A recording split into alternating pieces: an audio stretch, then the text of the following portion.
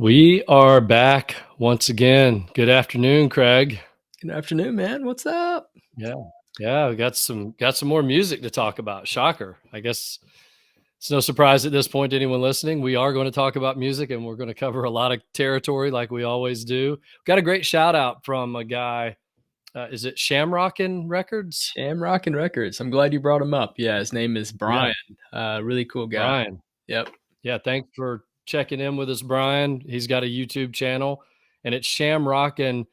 SHAMROCK apostrophe N, I believe is the way it Shamrockin' Records. Y'all go check him out. He gave us a good shout out and we're really happy about that and always appreciate the feedback from anyone. So we're going to do a couple things today. We're going to cover a lot of territory like always, Craig. One of the things you and I talked about yesterday is we just said, let's talk some Bruce Springsteen because he's releasing this new, or the label is releasing these lost albums, and I'm pretty excited about it. I'm a big Springsteen fan. I think I'm a bigger fan than you are. It's fair to say. Yeah, we definitely figured that out yesterday, but you do have a lot of love for Bruce. Mm-hmm. I just may have a deeper love. And so many times when it's the other way around with bands that you love, maybe a little more than I do. I'm going to talk about my five favorite Springsteen albums. It's going to be a surprise on a couple of them. You're going to talk about your 10 favorite songs. I can't wait to hear that. We'll plow through that. Then we are going to do some one-hit wonder stuff, and then we'll jump into Uncut. But before we do that, I read this article, and I'm a little behind, but this is from the New York Times. You know who this is? You probably don't just by the picture. It's Justin Vernon, a.k.a. Bon Iver. Yep. He has a new album coming out. Yeah. It's called Sable Fable. And the title of the article is All of a Sudden, Life Looks Bright to Bon Iver. And I wanted to read this quote. This was interesting. They were asking him, the question was, it's a bit literal for a Bon Iver project, both in sound and the lyrics. The melodies often adhere to a rhyme scheme or structure, whereas often in the past, you would smear the edges. What was that by design? So she's kind of he is asking, because there's a departure here. He's getting a little more maybe upbeat overall. And his comment back was, I love this. He says, yeah, I think I've been listening to so much Bob Seger these last couple of years. It's like, oh man, just give it to him. And I thought, that's what a brilliant thing for an artist to come to that realization. Bon Iver is kind of set up on a pedestal with that first record. Right. For Emma Forever Ago. You and I have talked about it on this podcast before. Yeah. I think it's one of the best albums of the last 20 years. Definitely one of the best debut albums of the last 20 years. And then I kind of lost touch with them. They did the auto-tune thing, which I don't love, and I'm generalizing. I haven't listened to his stuff nearly as much lately. Yeah. I checked out a couple of the new songs and I liked it, but it got me thinking about Bob Seger and how little people talk about him, but how important Bob Seger has been in the history of music. Oh my gosh. I love Bob Seger. I do Heartland. Too. Yeah. Yeah. I used to get comments from my cousin, and I never really noticed. I never really thought about it until I started getting older. But he's like, man, if you grew out your beard, you'd look exactly like Bob Seger. And I'm like, whatever. What a great compliment. And I'm like, and then I look at it, I'm like, oh man, I do. And so that kind of sparked, like in college, I was like, man, I am starting to look like him. And so that sparked my interest in, I've always liked his radio hits. Let me go listen to, the first thing I picked up was Live Bullet. Cause I mean, it's supposed to be just legendary live album. And it is, it's great. Yeah. But I mean, I have probably 4 or 5 Bob Seger albums, and I've thought the same thing. He's just good old rock and roll. He was at the time. He was raised kind of an old soul, raised on 50s and 60s rock, and I just love his stuff. And you're right. Nobody ever talks. If they talk about him, they never talk about him in a critically acclaimed sense, and they really should. I 100% agree. There's so much, and maybe we'll do a Bob Seger episode. Maybe we'll get some email feedback that people want to hear about that. I could easily do a top 10 Bob Seger songs, and I love that. Those early albums were great. I've lost track of his newer stuff, but he did release an album. I think it was in 1991 called "The Fire Inside." That's a great album. It is a great album. He came back, to a point where I think he was just, he was always, he was. I mean, if you think back to some of his songs, and we'll move on to Springsteen, but we're another Heartland kind of guy. But with Seeger, he had so many big hits that I think a lot of people took it for granted. But you listen to songs like Night Moves, Hollywood Nights, Turn the Page, which Metallica loved so much they covered it, right? Yep. That those songs weren't just your, you know, nickel and dime pop songs. Right. Those were really well crafted, well produced. The sound of those, the band, everything about those are great. He made so many great records. Yeah, I agree. It's funny you mentioned that, Fire Inside and some of these there's a lot of just legendary artists, and I put him up there as a legendary artist, I really do. You think Mhm. about all the hits he's put out on the radio and how much it stayed, stood the test of time. There's a Yeah. lot of comeback albums in the '90s that we can talk about. That's one of them. Bob Dylan put out just an Yeah. epic album. I don't know what year it was, uh, but I'm thinking about like 3 or 4 artists in particular that released really good. McCartney put out a really good album. There's some albums that we could talk about from artists that kind of, I don't know if they didn't fall out of, I think they fell out of favor. I don't think they weren't writing good Yeah. music. They just weren't in the critical eye until that one album, right? Yeah. I'd love to talk about that because that is, you're right. That is We a should. really, really good album. We should do an episode, and maybe the way we would do it is maybe it has to be something, 20 years after the debut or 30 years after the debut, something like that. And we Yeah. talk because I've got one. I'm not even gonna say it now, but it's probably my favorite sort of quote unquote comeback album. But I Mhm. think any artist that could make a relevant album, maybe 30 years is right, but 20, 30 years after the debut, it's pretty incredible when that I'm happens because it doesn't always happen. I'm looking at one right now. So anyway, all right, Yeah. I'm fast Yeah. forwarding. Yeah. We'll that's a good, I love that topic. Okay. I'm going to jump in here. Springsteen, my five, my five favorite albums. And this was really tough. And I've got some honorable mentions I'll say at the end. I don't want Cool. to say them now because then give away that's not a part of the top five. Number five for me actually is from 2007, Magic. That album's awesome. I don't know Okay. if you are listened to that record much. Have not. Nope. Great. Great. He had the Radio Nowhere was the big hit or the radio hit off of that, but Living in the Future, You'll Be Coming Down, uh, Girls in Their Summer Clothes, the song Magic. There's so many great songs on this record. It was it feels modern, but it also feels a return to form to just the sound of a big band and a lot of, it wasn't stripped down. I'm not a fan of Nebraska. I'll just put it out there. I Ooh, like okay. my Bruce Springsteen straightforward. You probably have. It's not that I don't like individual songs on Nebraska, but I like my Bruce ready to rock and roll, as you'll kind of see from this list. Okay. So Cool. number five, Magic. That would be probably a surprise to a lot of diehard Springsteen fans. Number four for me is his second album, The Wild, the Innocent, and E Street Shuffle from 1973. Okay. Speaking of which, for a second, 27 plus, that's a 34-year difference between Magic and so he was still, his debut album came out in 72, or Mhm. no, also 73, Greetings from Asbury Park. So 37 years later, he made Magic, the album, I not the think band. you were right the first time. I think that's 72. I think it was released in Yeah, 72. Am I right? That's what I yeah, have. and I don't particularly like that album. I really don't I like Spirit in the Night, but a Okay. lot of that album was really just, it was kind of felt empty to me. But then Mhm. on The Wild, the Innocent, he figured it out. And to me, that record, there's really only one song on that album I don't love, and that's Wild Billy's Circus Story. I was looking back at this today. Every song on this album, though, is a classic to me. The E Street Shuffle, Kitty's Back, they're real jammy. There's only 7 songs on The Wild, the Innocent. Yeah, they're all long. They're They're all short. like 7 minutes long. Yep. Yeah. Yeah, there's 2 songs under 5 minutes, one that's 4.5 minutes, one that's 4 clocks in at 4:40 or something. The rest, yeah, like you said, 7 minutes, 9 minutes. Rosalita's on there. Great album. It's almost hard to call that number 4 because it could have been higher. So that's number 4 for me. Number 3 is actually probably a lot of people's number 1, is his follow-up to The Wild the Innocent, Born to Run. That was the album that put him on the map, and it's an unbelievable album. I love that album. It could be number 1 for me on other days probably.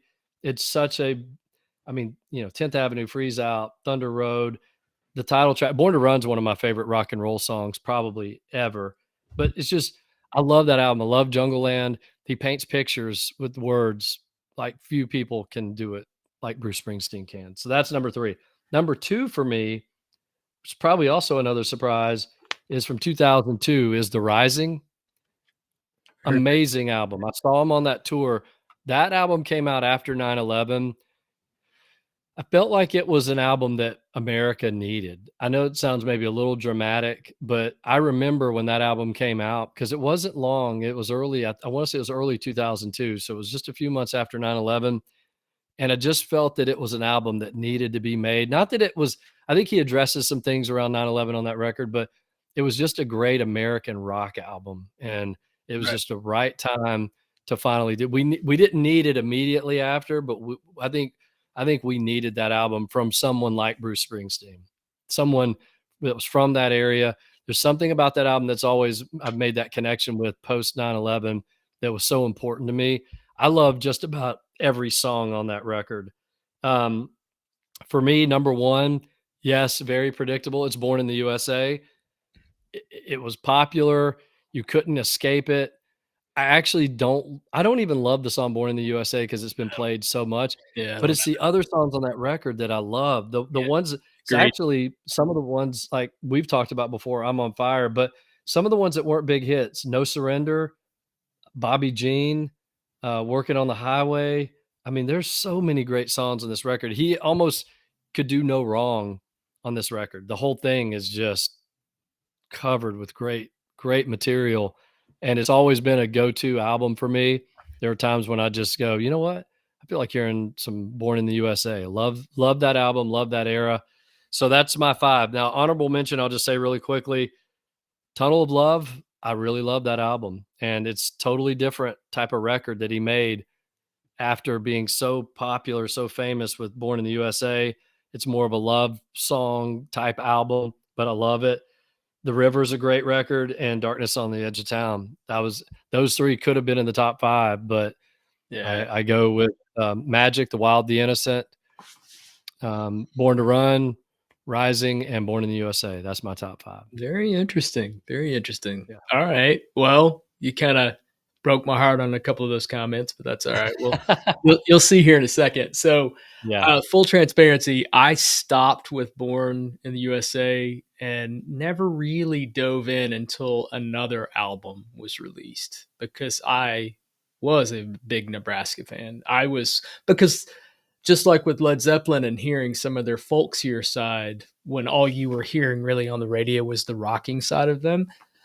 Same thing with Bruce. I thought, man, Nebraska just blew me away. Now, I'll say, I don't think it has aged as well.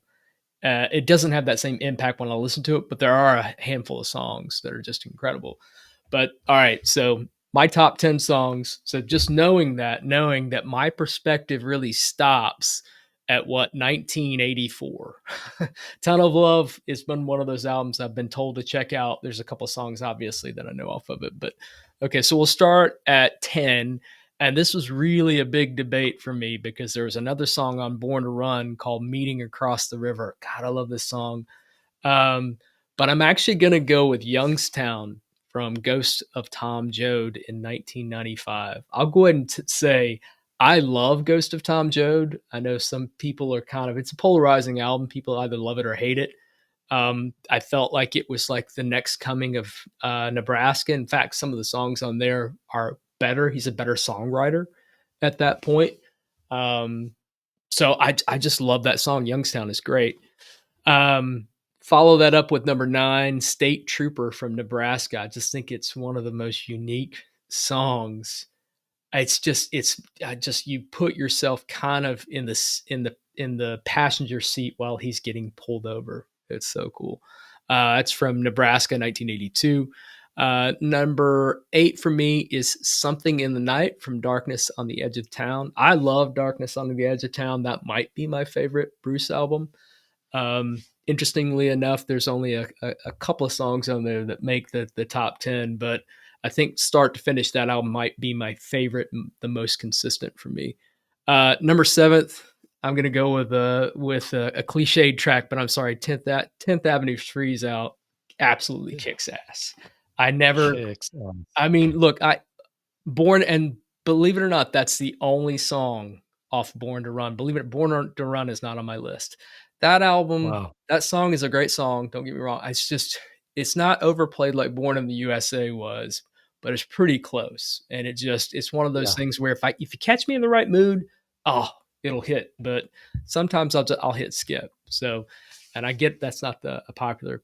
How All right, dare you? I know, right? Number 6, another song from Ghost of Tom Joad. I'm telling you, most of that album I love, but this one's called Straight Time. Oh, Okay. very first song off the album. It sounds like a Whiskey Town song. It is so Yeah. beautiful. I love that song. Number 5 is Spirit in the Night from Greetings from Asbury Park. I'm sorry, dude. I totally disagree. I know he had not matured at that point.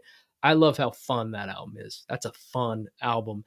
And that Yeah. song with the saxophone, oh, it's just great. Number That's one of my favorite songs by him too, by the way. Totally agree. And it's so loose. Yeah, It just sounds like they figured that song out in the bars, and then they came in the studio, laid down the track, and did it, and yeah. it worked. It's definitely a spotty album. It is a spotty album for Yeah. sure. Like you said, he hadn't quite figured it out yet. He definitely figures it out with E Street Shuffle, but I love how fun and free spirited it is. It's very loose. Number Yeah. 4 for me is Nebraska, Atlantic City. Once Oh, again, yeah. it's another single, but wow, that song is so powerful. Um, It gets covered a lot still. There's a country artist, I think it's Riley Green, who just covered it recently. I mean, hmm, okay. people people know that song, and it is a great it's just a great song. I'd The like lyrics, again, paints the picture.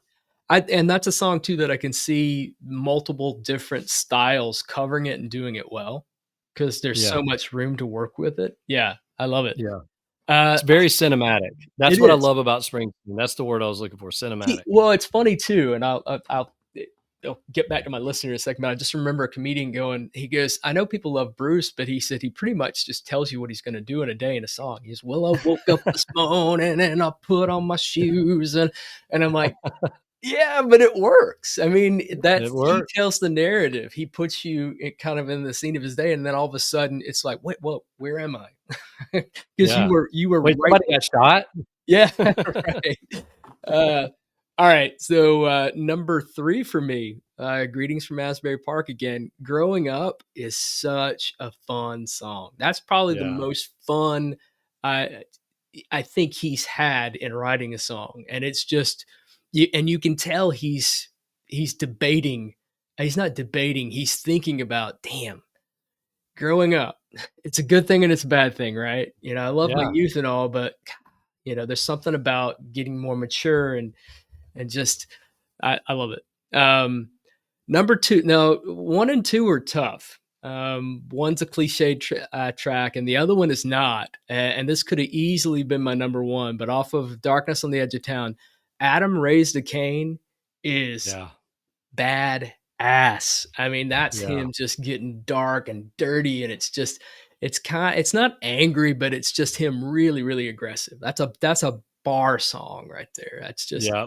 love it. That's as hard rock as he probably ever got. Yeah, I mean, that song is absolutely a I love it. rager. He just lets loose. Obviously, Yeah, there's something on his mind that triggered a little bit of frustration. Something came out because you can hear it in his yeah. voice. It's so Ferocity, yeah, the veracity definitely. that is so biting. Number Yeah, 1, I'm sorry, it's cliche, but I'm on Fire yeah, still. There's certain songs that you hear on a regular basis, and I don't hear this one that often. I don't hear it as often as Born in the USA and stuff, but it's definitely a song you hear on more than just an occasion. Every time when he starts not whistling with the woohoo, when he yeah, starts getting to yeah. that They point right almost a there, yodeling. yeah, Yeah, he gets to that point, it's just like sends chills down your yeah, spine. Um, I real This was a great exercise, for me because I realized how impactful his music was even though I didn't grow up listening to these albums. I grew up listening to him, but I didn't grow up listening to these albums. It wasn't until college, and I revisited these during the Schizophrenic Music podcast during COVID, because we all got together as a group and somebody brought him up and said he was releasing a new album. And I said, you know what? I haven't. And I just did a deep dive. And same thing. Yeah. That's all I did over the last 24 hours was just listen to Bruce. So Love it. now after hearing your list, I'm really intrigued to hear the rising and these more, aughts to present. Because there's what he put out one called Western Stars or something recently. Yeah. Well, yep. Supposed to Yep. be And really I got to be honest. I don't know that I've ever listened to the entire album. I think he still makes great albums from everything I hear, but Magic and the one after that, Working on a Dream or something like that. I have to look it up, but that album's pretty good too. But Magic, I think you'll listen to that. You'll really like it. Rising is I think it's just one of his most complete records where every song, it's a great record. I have one thing to mention because I do this whenever we get to an artist. You want to guess how many top 10 hits? I won't even do over under unless you want me to do over under. No. If you just want to take a stab top at how 10? many top 10 hits. Yep. It's going to be a lot lower. And then I have a lot follow up. I think. I'm going to say 7. It's actually more than that, but not as many as a lot of people think. It was 13. He actually had 13 top 10 hits. Wow. Do you want to guess how many number one hits he had? 13. And he had a run there. I'm going to say 4. It's shocking, but he only had one number one hit. And you're not going to believe what song it was. I mean, it's so sad that this was his only number one hit is Santa Claus is Coming to Town. Oh, that's it. I mean, that is a very happy Christmas song that I do like. It's a great Christmas song, but there's so many other songs he had that you go, really? That wasn't a number one hit? I mean, right. For instance, on Born in the USA, I mean, how many hits? I'm having to put my glasses back on for a few minutes, but I looked it up yesterday, and I think there's at least 8 singles off that album. Here are the singles that so Dancing in the Dark, number 2, Cover Me, number 7, Born in the USA, only number 9, wow. I'm on Fire, 6, Glory Days, 9, My Hometown, 5. So that's 1, 2, 3, 4, 5, 6. Yeah, 7. He had 7 top 10. All of those were top 10 hits, by the way. 7 top 10 hits off of one album. That's unreal. When you spout off those songs, it's really hard to deny that is not his best album. Yeah. It really is hard to. The only detriment to it is I just don't think Born in the USA is. I just think it's kind of. I get the sentiment of it. It's kind of cheesy, and all those songs aren't, right. They're not. I agree. There's something about that song Born in the USA, and I love a good anthem song. Right. It's too anthemy for me. Yes, right. I mean, agreed. But man, what a great artist. Okay. Well, I have this book right here. Here we go. The One Hit Wonders. Here's what I'm thinking. Let's do 5 one-hit wonders, and then we'll do our 5 uncut so that we have enough time for both. Cool. I love doing this one-hit wonder thing. You and I have talked about it offline. It's just fun because there's so many things, like the One Night in Bangkok song. It's just right. You just forgot all about that song, but it was. And that guy, by the way, Murray Head, I was looking back. He was a pretty well considered artist prior to that. That was one of those songs. I mean, he had some records before that I think were critically acclaimed and a lot more serious. But if that's all you think about for him, you go, it's kind of a, goofy song. But yeah. Yep. Anyway. All right. You want to throw out some numbers? I'm going to be honest here. I did not write down the numbers last time, but if you call out a number, I'll know once I look at it. I'll say, no, we already did that one. I forgot. If you just want to call out something between 1 and 101. Let's do 80. It's funny. I'm always trying to guess which way you're going to go. I guess the correct direction.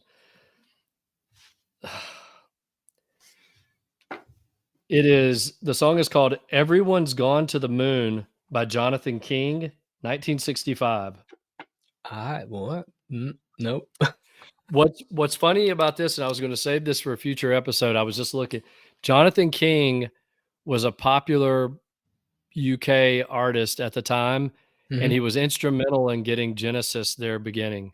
I'm reading the Mike Rutherford book right now called The Yeah, yeah. Living Years and the story of Genesis, and he talks about Jonathan King. I'd never heard of Jonathan King before, but Me either. Jonathan King was maybe the first guy that ever believed in them back when they were still barely out of school trying to, record some songs. So Interesting. that's his other claim to fame. Yeah. Who knew? Cool.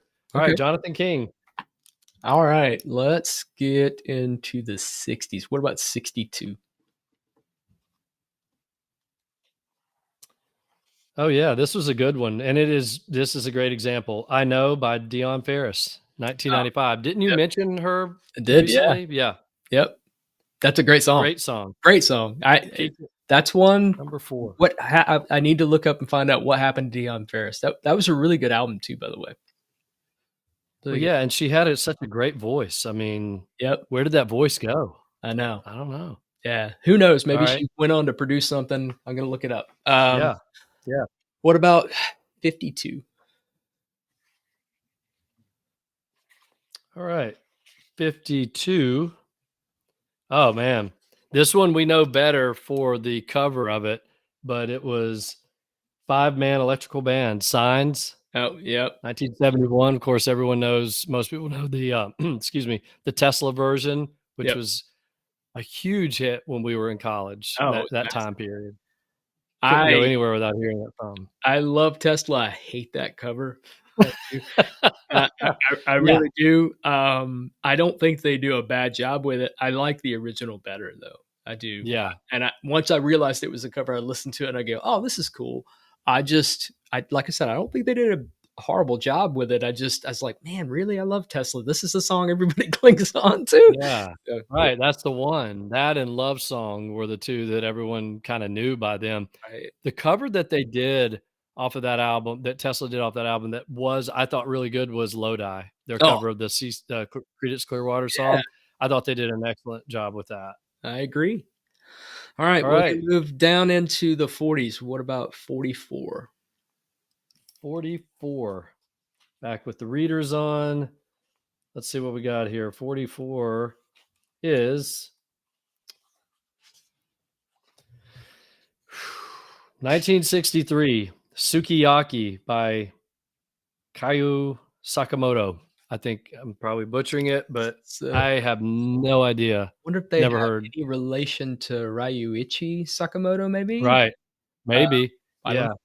I, I bet this is a song if I played it, I'd go, "Oh yeah, I've heard this at a bar before or a restaurant." Of course, right, but right offhand, it's not ringing a bell. So we'll move on. that's You crazy. got one more shot here. 25. All right. 25.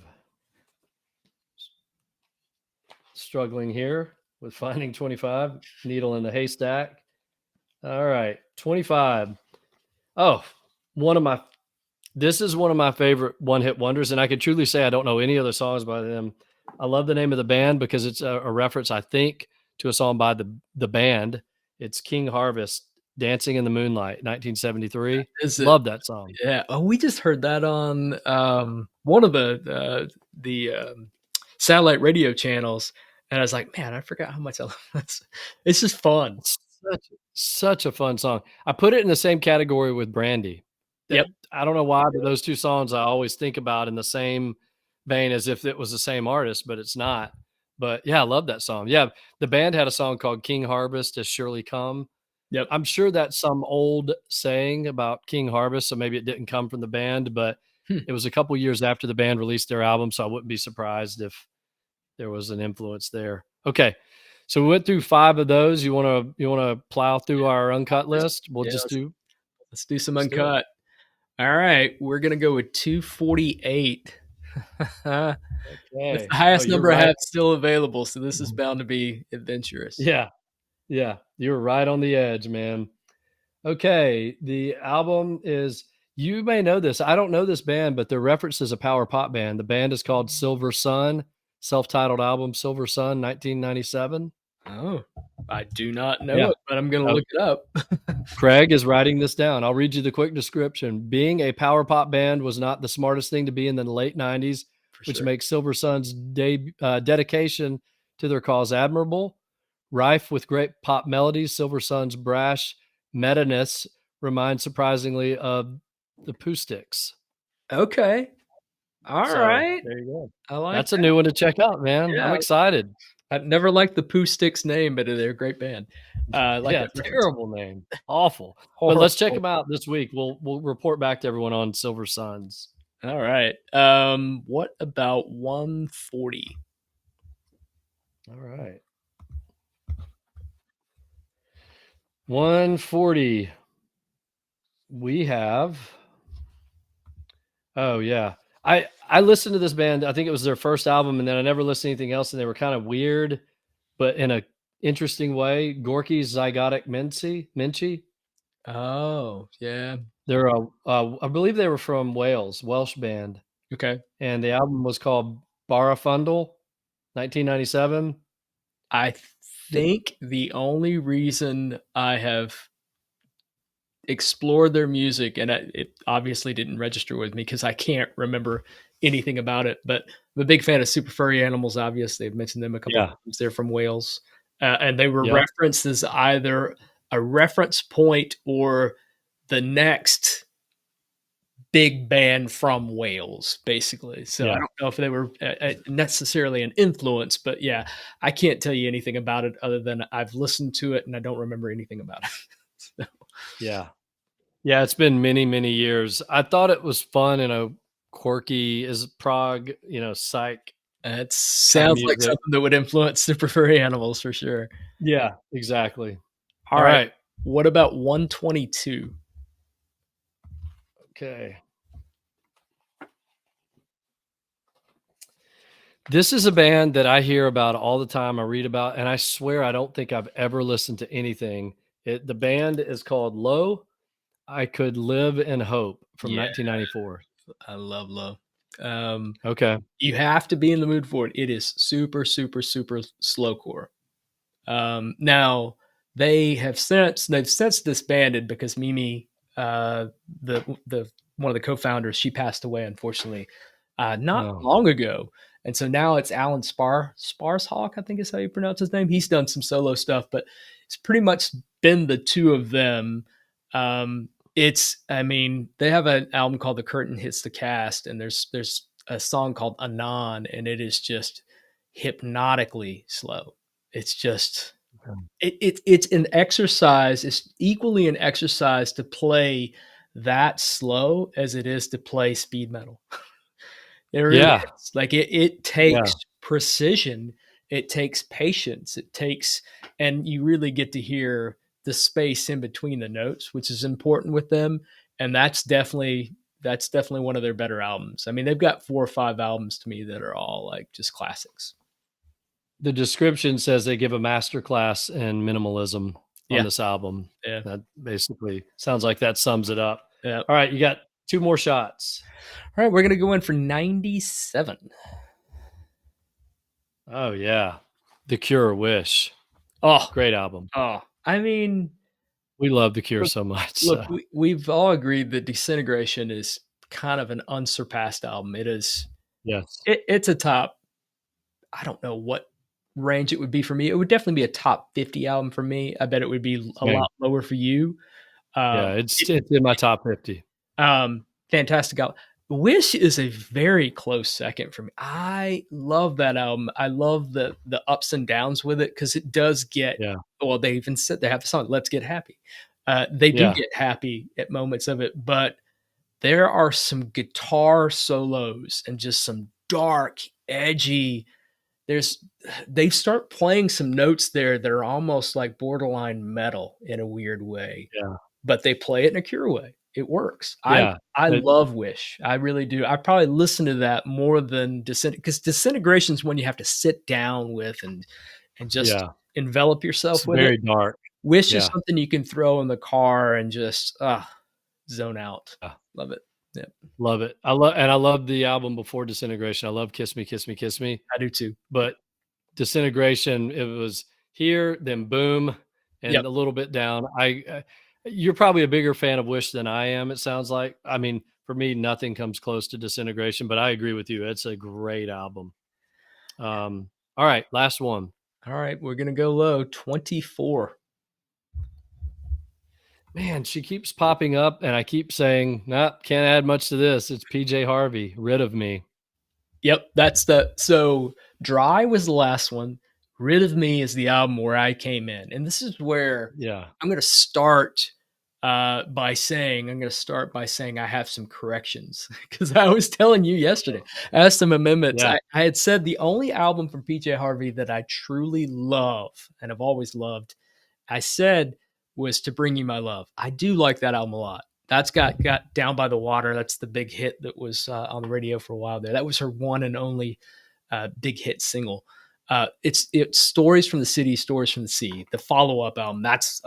I love that album because she became more of almost a songwriter and less Yeah, of a front lead woman, basically. right. I Rid of Me though was epic when I first heard it because I had never heard a female assault. I just let loose because I didn't know Patti Smith before. I knew PJ Harvey before I knew Patti Smith. PJ Harvey Wait, made me go listen to Patti Smith because okay. there were so many references to her, and I'm like, how have I missed Patti Smith? Because I was young. Yeah, That album is epic. The band is epic, and she just absolutely lets loose. There'd be no Liz Phair. There's so many artists that followed that owe a debt of gratitude to PJ. To me, I don't know about Dry, but I know Rid of Me was huge. I got a lot of catching up to do on PJ Harvey.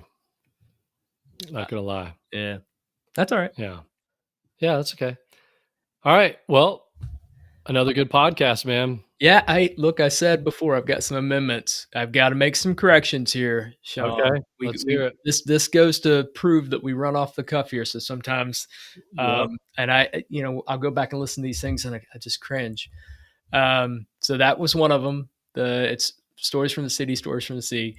The Okonski's debut album. I mentioned this a couple weeks back when I featured that album. Their debut album is called Magnolia. It's not self-titled, so just FYI. Okay. I did say that I wasn't sure, but and then the last episode there were two mistakes I made, and one was pretty big. The Record Store Day. The Yeah. Mission UK album that I said I wanted that was second on my list is not a good album.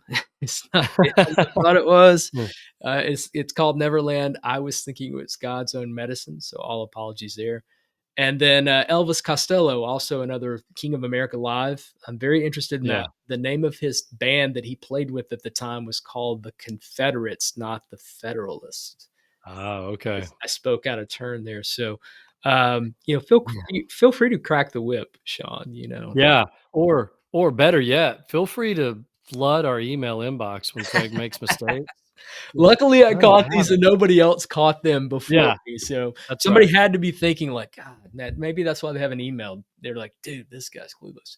But yeah, sorry. This guy This doesn't get it. I know. Well, we're gonna let you slide. We appreciate you amending it before anyone else caught it. And what we do need to remind people is we do have an email inbox, which is We do. It's revinylpodcast@gmail.com. Please hit us up. that's right. And we have our loyal listeners, and thank you so much for listening. But we also are on YouTube now. We've got a few people viewing, which I love. I'd love to see more people come on to that as well. I think it's a great platform for us. Yep. And maybe even over time, we'll get more visual with albums. I try to hold things up, and you do too, periodically. Yep. Got the records behind me. You've got your great wall art back there, which is undeniable. So love that. But yeah, follow us, subscribe, jump on the bandwagon, get in early. Don't Yeah. wait. Don't wait until we're at 1 million viewers. I mean, Yeah, because at say that you're one point, of the originals. we're not going to be able to keep up. If you come in and you say the Big Baboosh, that's the name of one of the users. The Big Baboosh loves Revinyl. We will Yeah. always know Big Baboosh. But if you come back in a year from now, I don't know. We might not. Yeah. We might not see you. I know, that's right. We see you right now, so keep it coming and bring those comments in. Absolutely. Yeah. Well, with that, Craig, we will we'll get back to it. Yep. We gotta sit down and this week talk about what our next episode is going to be, but I do promise it will be about music. That much I can say. Yeah, let's hope. That's about And all I can probably talk more than about, dude. yeah, that's all we know. I mean, that's pretty much it. Yeah. So, with that, hey Craig, thank you. Thanks to everyone out there listening, and we'll see you next week. All right. Take care, everyone.